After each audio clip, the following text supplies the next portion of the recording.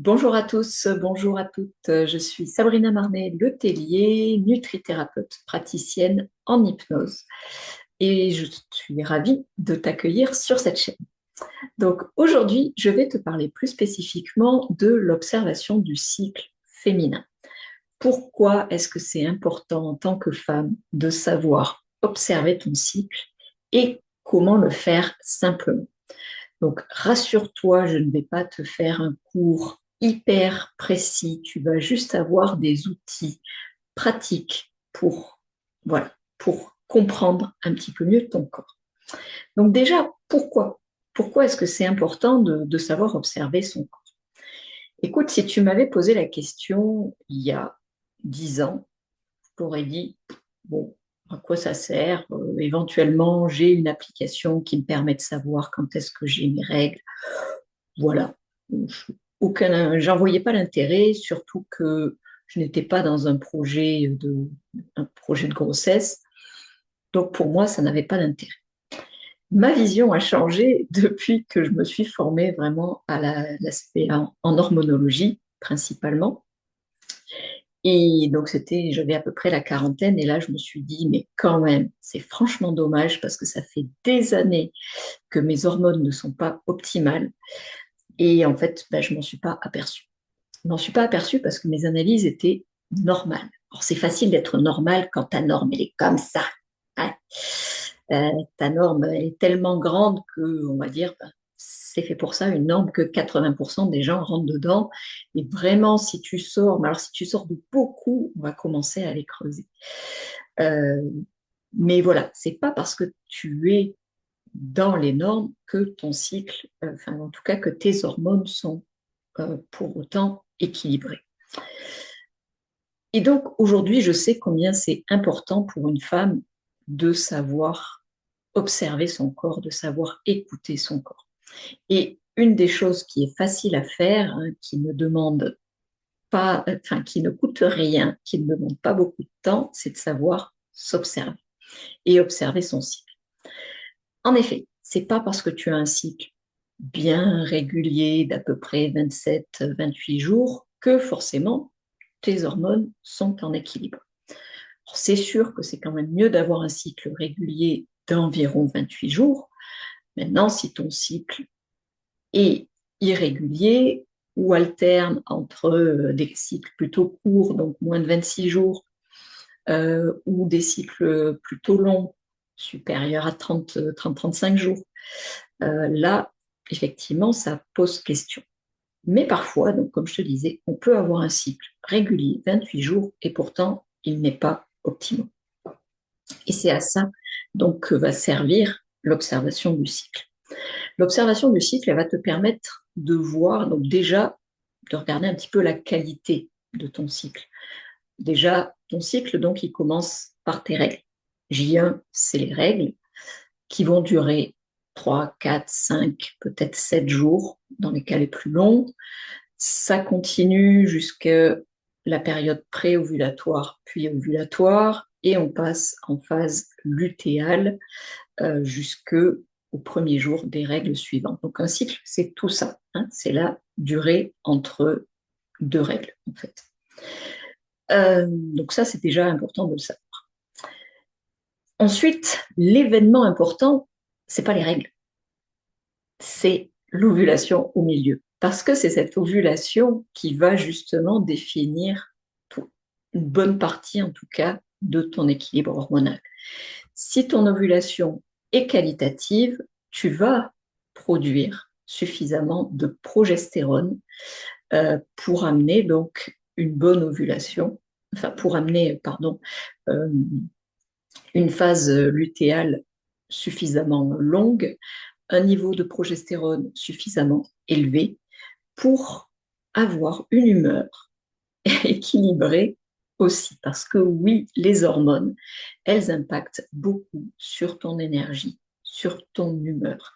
Hein, tu le vois souvent quand il y a un syndrome prémenstruel, justement, on peut se retrouver avec une humeur dépressive, voire absolument complètement irritable. Donc, tu le sens bien, hein, que tes hormones impactent sur ton humeur. Mais parfois, on s'en doute pas. Et d'avoir des hormones équilibrées, eh bien, ça va jouer sur ton humeur, ça va jouer sur ta libido, ça va impacter euh, ton confort pendant la période prémenstruelle et menstruelle, parce que non, ce n'est pas normal de souffrir pendant ces règles, non, et ce n'est pas non plus normal d'avoir un syndrome prémenstruel qui est trop marqué. Et bien sûr, donc, quand on veut avoir un enfant, c'est aussi important d'avoir une bonne ovulation parce que bah, tu vas avoir donc des hormones suffisamment à un niveau suffisamment élevé pour que derrière l'œuf puisse s'implanter et le fœtus puisse se développer sans risquer de fausse couche. Donc voilà, c'est donc important de savoir lire son cycle pour, dans le cas d'un projet bébé, mais dans le cas de manière générale de ton équilibre émotionnel et de ta santé aussi, parce que finalement, avoir des hormones qui sont certes présentes, mais dans les chaussettes, eh bien, ça peut aussi poser des problèmes bah, sur ta santé osseuse, sur ta santé cardiovasculaire, sur ton humeur. Voilà. Globalement, c'est pas, quand c'est en dessous de l'optimum, bah, peut-être que ce n'est pas suffisant, en tout cas, pour que ta santé soit optimale. Donc, voilà pour moi pourquoi c'est important. Ensuite, le comment on fait. Eh bien, donc, le comment on fait, alors, tu peux te servir d'une application, tu peux te servir d'un fichier Excel, tu peux faire ça dans un journal papier, peu importe, tout est possible. Le tout, c'est que ce soit pratique pour toi et que tu y penses. Donc, la première chose à noter, c'est, OK, à J1, enfin en tout cas sur le début de ton cycle, comment sont tes règles? Est-ce que tu perds beaucoup de sang? Quelle quantité? Combien est-ce que tu te changes par jour? Des fois, c'est pas évident d'identifier la quantité, sauf si on a une cup. Mais j'ai des femmes qui me disent, ah ben moi, je mets 3, 4 protections sur la journée. Il y en a d'autres qui me disent, ben moi, je me change toutes les heures. Ah. Ou d'autres encore qui me disent, ah ben moi, j'ai une culotte menstruelle, mais dedans, je suis obligée de rajouter des serviettes parce que sinon, c'est cata. Ça, c'est pas normal. Voilà. Donc, la quantité de sang perdu est importante. En médecine chinoise, on va aussi regarder la couleur et en micronutrition, l'aspect du sang, la couleur. Est-ce que c'est plutôt rouge vif? Est-ce que c'est plutôt presque noir avec des caillots? Voilà, pour voir est-ce que dans le premier cas, c'est plutôt sain. Dans le deuxième cas, bah, c'est qu'il y a plutôt un fond d'inflammation ou, selon la médecine chinoise, un déséquilibre d'énergie au niveau du foie. Donc ça, c'est important. Combien de temps elle dure aussi. Et ensuite, d'observer tes pertes vaginales. Donc ces pertes blanches là, qu'on va retrouver dans la culotte avant la période ovulatoire, pendant la période pré-ovulatoire et après. En général, après les règles, on peut avoir donc des petites pertes blanches ou jaune pâle. Elles doivent être absolument inodores. Et elles peuvent être plus ou moins régulières, plus ou moins abondantes. Je dirais c'est normal. Au moment de la période pré-ovulatoire, on commence à avoir une glaire qui change de texture, donc qui n'est plus crémeuse, mais qui va devenir un petit peu transparente, élastique, un peu comme du blanc d'œuf cru, si tu veux. Tu vas aussi le sentir quand tu vas aller aux toilettes. Tu vas t'essuyer et puis tu vas te dire, ah tiens, c'est glissant. Il va te falloir plusieurs papiers pour t'essuyer, ça va être très humide. Ou peut-être que tu vas sentir aussi dans ta culotte, voilà, cette sensation d'humidité qui, en principe, cette glaire est censée augmenter pendant quelques jours, 2, 3, peut-être 4 jours, jusqu'à un jour de pic qui, plus ou moins, correspond à la période d'ovulation. Ce jour de pic, tu le sais en général le lendemain, parce que le lendemain, il y a plus ces pertes, cette sorte de glaire visqueuse et élastique, elle a disparu. Et donc, c'est vraiment important de noter déjà l'évolution de cette glaire. Est-ce qu'elle est là à tous les cycles ou pas? L'absence de cette glaire ou le fait qu'un jour il y en a, le lendemain il n'y en a pas, le surlendemain ou il y en a, c'est que ton ovulation n'est pas tout à fait qualitative. S'il n'y a pas de glaire sur certains cycles, ben, c'est que tu peux avoir un cycle anovulatoire. Donc ça arrive principalement ben, quand on se rapproche de la préménopause, donc à partir de 35-40 ans. Et c'est normal. Ça l'est moins si ça t'arrive autour de 20-25 ans. Mais parfois, voilà, un choc émotionnel ou autre peut faire que, mais en général, ça ne devrait pas arriver. Donc ça, c'est à noter, et puis c'est à noter aussi à quelle période c'est. Parce que tu verras sur les applications de suivi du cycle, cette ovulation, elle est au 14e jour. C'est aussi ce qu'on apprend dans les livres de biologie. Sauf que notre corps, il n'a pas lu les livres de biologie, et que, ben oui, en moyenne, chez les femmes, c'est au 14e jour. Chez certaines femmes, ça pourrait être plus tard, d'autres plus tôt. Voilà. Donc, c'est important de le savoir, bah, pour le coup, pour un projet bébé, plutôt intéressant de savoir si c'est plutôt plus tôt ou plus tard. Et ensuite, donc, de regarder aussi l'évolution de ta glaire après cette phase ovulatoire. Donc, en général, si tout va bien, il n'est pas censé y avoir de glaire ou alors légèrement, et donc plutôt crémeuse et constante. Là encore, s'il y a beaucoup de glaire, si elle est plutôt variable, bah, c'est peut-être qu'au niveau ovulatoire, ce n'est pas optimum non plus. Tu peux aussi, et donc jusqu'à la fin où on arrive aux règles. Donc là aussi, si tu observes un spotting prémenstruel, c'est-à-dire l'apparition de pertes de taches marron dans la culotte avant les vraies règles, là aussi c'est un signe plutôt de manque de progestérone. À noter que tu peux aussi observer quelques pertes de sang en milieu de cycle au moment de l'ovulation. Ça arrive, c'est plutôt un signe d'excès, ou en tout cas avec des oestrogènes à tendance plutôt élevée. Voilà.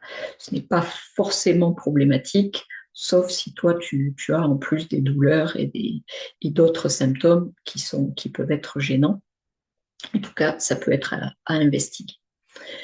Donc voilà, ça c'est l'observation déjà des pertes tout au long de ton cycle. Donc important à noter pour voir quand a lieu ton ovulation. Hein, comme je t'ai dit, c'est pas le 14e jour sur ton application forcément. Si cette ovulation est qualitative ou pas. Autre point que tu peux aussi observer, c'est ton humeur. Hein. En général, et ton humeur et ton énergie. En général, ton énergie dans la période, donc passer les règles et jusqu'à l'ovulation, euh, en général, on est un peu pumped up. Hein. Il y a la pêche, on a envie de faire plein de projets. Si tu fais du sport, c'est là où tu vas avoir le plus d'énergie, le plus de force aussi pour faire de l'escalade en ce moment. Enfin, depuis quelques années, je m'aperçois bien de la différence entre avant et après la période ovulatoire niveau force musculaire. Donc ça, c'est important. Est-ce que c'est là ou pas? En général, tu vas avoir une libido qui va augmenter pendant ta période préovulatoire. Je dirais c'est normal et c'est même plutôt sain. Ça te montre que ton corps, là, il est prêt. Hein. En tout cas, c'est la période la plus fertile. Donc, bah, ça tombe bien que tu aies une libido qui soit plus importante à ce moment-là. Si tu n'as pas de libido, ah bah, peut-être qu'il y a quelque chose à investiguer. En tout cas, probablement au niveau hormonal ou au niveau stress. Mais voilà, en général, c'est là. Et après, au niveau humeur, bah, qu'est-ce qui se passe sur la période, donc la phase lutéale, donc entre l'ovulation et tes autres règles? En général, l'humeur, elle se tasse un petit peu. Alors, ça ne veut pas dire que tu as une mauvaise humeur, mais la progestérone qui est produite à partir de l'ovulation, elle a tendance à être apaisante, à être calmante. Donc le niveau un peu pumped up là, du début, il est un peu tempéré. On se dit, oh, on va peut-être pas se lancer dans tous les projets là, on va y aller petit à petit. Voilà, c'est un peu la voix de la sagesse qui parle. Euh, donc ça, c'est sur cette période. Et on peut voir donc éventuellement un syndrome prémenstruel qui peut arriver dans quelques jours avant, avant les règles suivantes, qui est lié à la chute des hormones, à la fois de la progestérone et des oestrogènes. Et justement, selon cet équilibre entre oestrogène et progestérone, on peut avoir un syndrome prémenstruel plus ou moins marqué. Donc, un petit syndrome prémenstruel léger, c'est normal. Euh, voilà, moi pendant des années, je ne m'apercevais même pas, alors je n'étais pas très connectée à mon corps, hein, mais je ne m'apercevais même pas, mes règles arrivaient toujours un petit peu par surprise. Le syndrome prémenstruel n'était pas extrêmement visible chez moi. Chez les femmes, par contre, ça peut être vraiment gênant, avec énormément de fatigue, bon, en général, on est plus sensible, mais chez certaines femmes, c'est vraiment presque dépressif ou anxiété ou vraiment une humeur de dragon. Euh, on peut avoir les seins gonflés, tendance à faire de la rétention d'eau. Donc, dis-toi bien que plus son syndrome prémenstruel est marqué et long, surtout s'il dure au-delà d'une semaine, c'est qu'il y a vraiment un déséquilibre entre les œstrogènes et la progestérone. Donc, on aura tendance à parler souvent d'une prédominance en œstrogène, en tout cas selon les symptômes, hein, les seins gonflés, douloureux, la rétention d'eau, euh, associée en plus à des règles abondantes, c'est quasiment sûr qu'on est sur, la, sur une prédominance en œstrogène. Soit c'est que tes œstrogènes sont trop, soit c'est que tes œstrogènes sont normaux, voire des fois bas, mais ta progestérone, elle, est effondrée. Et du coup, le ratio entre les deux est pas bon. Voilà, l'un ne corrige, ne tempère pas l'autre. Et donc, tu te retrouves avec ce syndrome prémenstruel. Donc, ça aussi, c'est un signe que tes hormones, elles pourraient être, il n'y a pas un gros déséquilibre peut-être, mais c'est pas forcément optimum, et en tout cas, ça peut être corrigé. Voilà. Donc, sache que voilà, moi en micronutrition ou avec la phytothérapie ou la gémothérapie, donc avec les plantes, je peux venir aider à corriger ces petits déséquilibres qui sont fins, mais qui peuvent finalement te pourrir un petit peu la vie, parce que si tu passes les 15 derniers jours de ton cycle systématiquement en ayant de tension, en ayant envie de te jeter par la fenêtre, euh, ou en étant vraiment en pouvant plus mettre un soutien-gorge parce que ta poitrine est gonflée et hypersensible, bon, clairement, il y a quelque chose à faire quand même, hein. On va pas voilà. L'idée, c'est pas de souffrir bêtement alors qu'on peut faire des choses naturellement. Et donc ensuite, c'est de voir aussi, voilà, les prochaines règles, comment est-ce qu'elles se passent. Pareil, j'ai oublié de parler, cette notion de douleur, hein. On parlait l'aspect, de la quantité du sang, mais il y a aussi la notion de douleur. On peut avoir une petite douleur éventuellement le premier jour, mais si elle t'oblige à te bourrer d'anti-inflammatoires ou même à t'empêcher d'aller travailler, c'est qu'il y a un souci. Donc, soit on peut le rééquilibrer en jouant sur l'inflammation, en jouant, en prenant du magnésium, des oméga 3, ça aide pas mal.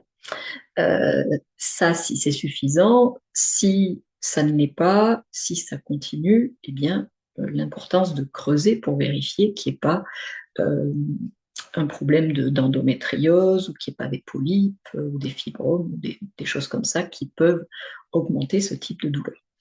Donc voilà, c'est vraiment important que tu saches regarder tous ces signaux parce que finalement, enfin, c'est un autre sujet qui est celui voilà, de prévenir le cancer du sein, mais ça passe avant toute chose par le fait de se connaître, parce qu'il n'y aura personne qui connaîtra mieux ton corps que toi-même. Et bien souvent, même quand voilà, je fais faire des analyses aux personnes qui viennent me voir, enfin, en tout cas, je leur propose de faire des analyses, euh, je me sers de normes qui sont quand même un peu plus des normes santé. Parfois, la personne est hors des normes ou dans les normes, mais si elle est hors des normes sans symptômes, je dirais, je m'en fiche. D'ailleurs, je ne vais même pas le faire faire. S'il n'y a pas de symptômes, je ne vois pas pourquoi je vais aller je vais creuser. Inversement, si elle est dans mes normes, mais qu'il y a beaucoup de symptômes, je me dis, on va quand même travailler dessus, c'est pas dans sa tête. C'est juste que tout n'apparaît pas non plus sur les analyses. Les hormones, elles passent dans le sang, elles sont transportées, elles arrivent jusqu'à la cellule où elles se fixent sur des récepteurs. L'analyse de sang va juste te donner le niveau sanguin. Ça ne va pas te dire est-ce que ça arrive jusqu'au récepteur, est-ce que le récepteur est sensible, trop ou pas assez sensible. Donc il y a des données qui ne sont pas accessibles par les analyses et donc bah, l'observation du cycle va pouvoir te donner d'autres informations. Après, bien sûr, si tu veux aller encore plus loin, tu peux aussi faire la prise de température. Je ne vais pas rentrer dans ces détails parce que pour moi, ça commence déjà à être un niveau un peu au-dessus, davantage pour les femmes qui seront justement intéressées pour faire de la symptothermie, donc pour utiliser vraiment l'observation du cycle dans une visée pour tomber enceinte ou ne pas tomber enceinte. Voilà, pour vraiment identifier très précisément ces périodes fertiles. Donc, il y a aussi la prise de température qui peut être faite. À savoir, pour moi, c'est un peu pénible. Enfin, voilà, je suis du genre assez pragmatique. Je vais le faire chez les femmes, soit qui n'ont plus de règles parce qu'elles n'ont plus d'utérus, mais qu'elles ont quand même besoin d'avoir un petit suivi du cycle, soit on a besoin on a besoin d'un peu plus d'informations. Mais là, la prise de température, mais, eh bien, il faut que ça se fasse avec un thermomètre à affichage électronique pour avoir au moins 2 chiffres après la virgule. Il faudrait le faire tous les jours à la même heure et avant de se lever. Donc vraiment, tu es dans le lit, tu ouvres les yeux, hop, tu vas mettre le thermomètre soit dans la bouche, soit dans le vagin. Nettoie-le entre les deux, bien sûr.